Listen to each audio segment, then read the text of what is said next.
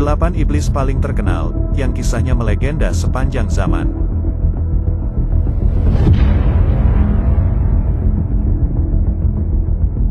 Dalam sains, iblis atau demon atau devil merupakan interpretasi kejahatan yang dilakukan oleh banyak orang di bumi ini.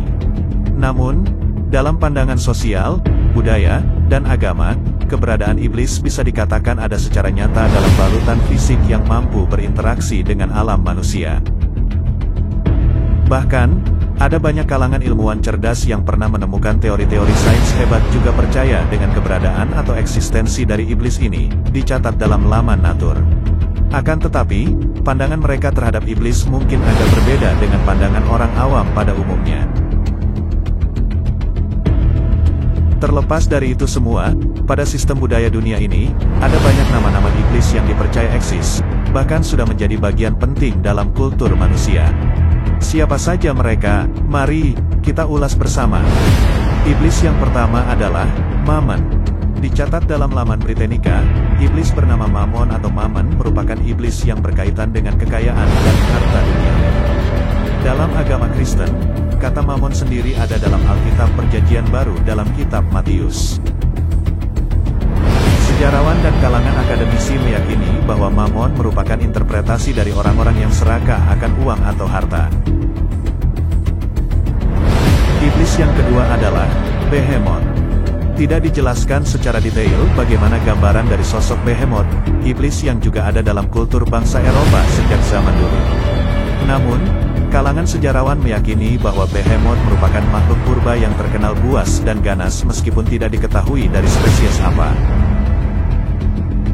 Dilansir mitologi, Behemoth disebut-sebut sebagai raja di daratan, terutama memimpin hewan-hewan buas di muka bumi. Keberadaan makhluk ini sudah dicari oleh banyak ilmuwan, filsuf, dan ahli agama sejak zaman dulu. Konsep akan Behemoth berbeda dengan iblis pada umumnya. Behemoth justru dipercaya oleh akademisi sebagai hewan purba yang masih tersisa di zaman Ayub pada kisah Perjanjian Lama. Dalam kepercayaan kuno, Behemoth dikaitkan dengan kekuatan tanpa tanding, yang kadang juga dihubungkan dengan kesombongan.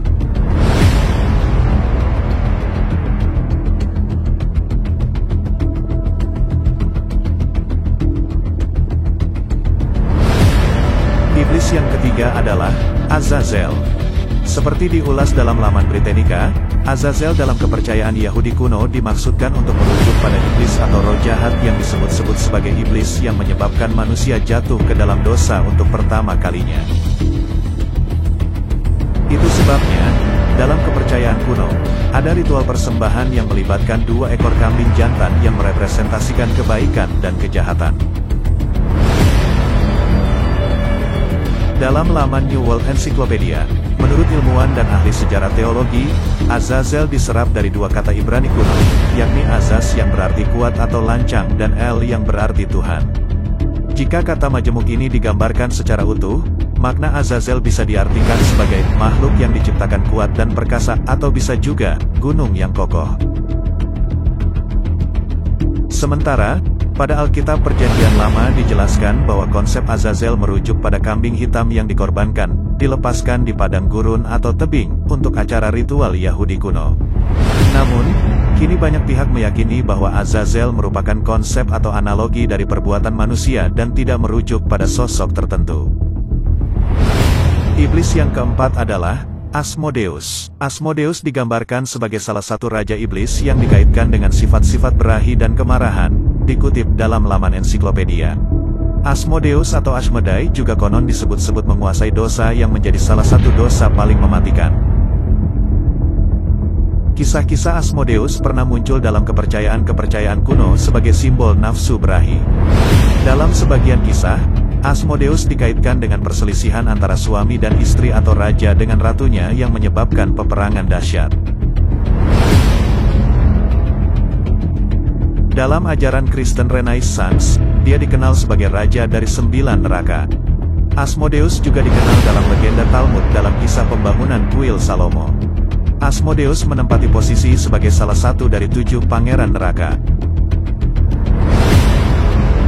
Wujud dari iblis Asmodeus ini digambarkan memiliki 3 kepala. Yang pertama adalah banteng, kedua menyerupai manusia dan ketiga adalah domba jantan.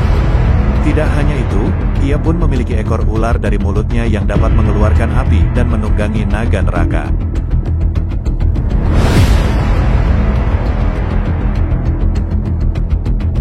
Iblis yang kelima adalah Beelzebub. Pada beberapa literatur kuno, disebut bahwa Beelzebub digambarkan sebagai iblis keserakahan dan ketamakan. Pada kisah-kisah yang tercatat dalam demonologi, ilmu yang mempelajari tentang iblis Beelzebub dianggap sebagai salah satu penguasa neraka dengan pengikut terbanyak.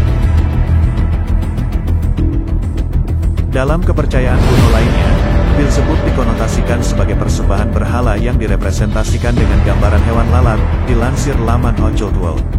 Selain itu, Beelzebub sering digambarkan sebagai iblis yang pandai menyamar meskipun pada umumnya bisa dikatakan penyamarannya sangat buruk. Dalam kisah lain ia sering diasosiasikan sebagai wujud dewa lalat. Adapun yang mengatakan bahwa Beelzebub merupakan jelmaan dari Satan yang merupakan raja pertama dari neraka yang mengajarkan ilmu sihir.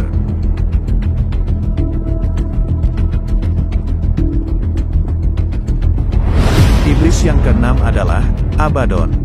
Disebut-sebut sebagai iblis terkuat di bawah Lucifer, iblis Abaddon diyakini pernah ada dan memerintah sebagian besar neraka. Dalam beberapa kepercayaan dan agama besar di dunia, Abaddon juga dikenal sebagai Apollyon secara harfiah bermakna kehancuran dan penderitaan. Konon Abaddon merupakan pemimpin dari semua iblis yang ada di neraka dan alam semesta.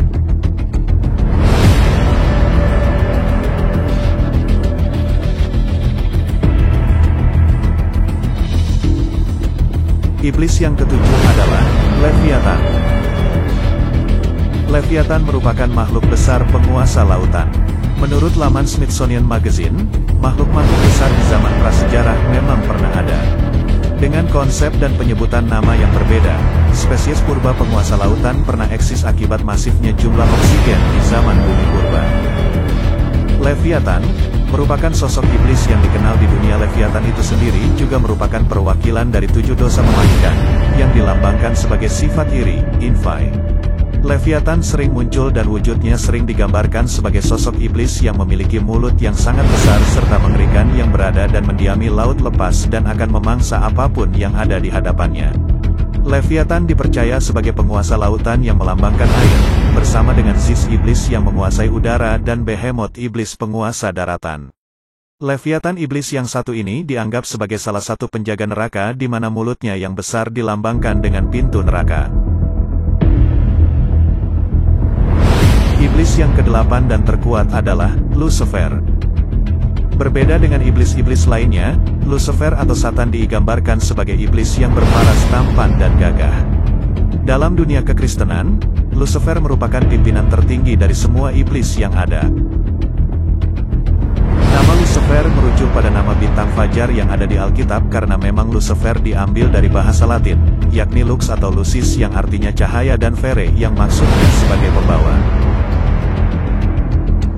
Awal mulanya, Lucifer merupakan sosok malaikat yang memiliki derajat tertinggi dan sangat dekat dengan Tuhan, dan karena hal tersebut Tuhan memberinya kepercayaan untuk berkuasa terhadap bumi. Namun, Lucifer terlalu angkuh dan sombong dengan dirinya sendiri sehingga membuatnya sangat ingin menguasai semuanya, dan pada waktu Tuhan meninggalkan singgasananya, dia tak segan menduduki singgasana tersebut. Hal tersebut menyebabkan peperangan antar para malaikat. Dari peperangan tersebut malaikat Michael berhasil mengusir Lucifer keluar dari surga. Namanya pun diubah menjadi Satan. Lucifer atau Satan merupakan iblis neraka yang memiliki kekuatan sangat kuat. Lebih kuat dari semua iblis yang ada di neraka. Ia pun menaruh dendam kepada manusia dan memutuskan untuk menjerumuskan manusia untuk melakukan dosa agar masuk ke dalam neraka. Dari 7 dosa mematikan, 7 deadly sins, Lucifer mewakili dosa kebanggaan. Hal ini karena dia sangat mencintai dirinya sendiri, diberikan tahta tertinggi selama menjadi malaikat, dan semenjak menjadi iblis Lucifer menjadi penguasa atas bumi dan isinya. Jika ditarik dalam sebuah kesimpulan dari berbagai pandangan di atas, Lucifer merupakan iblis, yang sudah pasti adalah musuh dari umat manusia yang akan mempengaruhi dan menjerumuskan untuk melakukan dosa. Tidak terlepas dari sifat Lucifer dengan kesombongan dan kebanggaannya terhadap diri sendiri, karena sifatnya itulah yang membuatnya masuk ke jurang dosa yang membentuk dirinya menjadi penghuni neraka.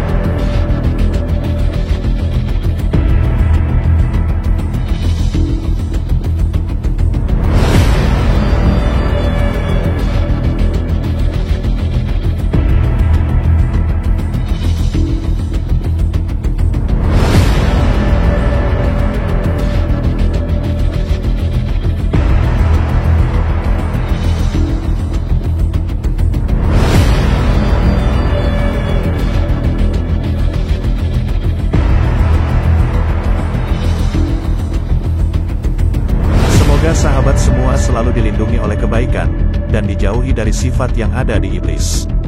Yang baik dengan yang baik, yang buruk dengan yang buruk.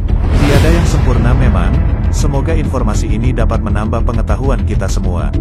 Kita tidak tahu pasti kebenaran dari iblis ini, tapi dapat disimpulkan untuk diambil hikmahnya agar kita semua terhindar dari keburukan.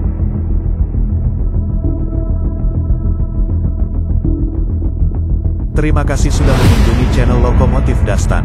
Jangan lupa like, share, dan subscribe agar channel Lokomotif Dastan bisa terus ada dan menghibur kalian semua.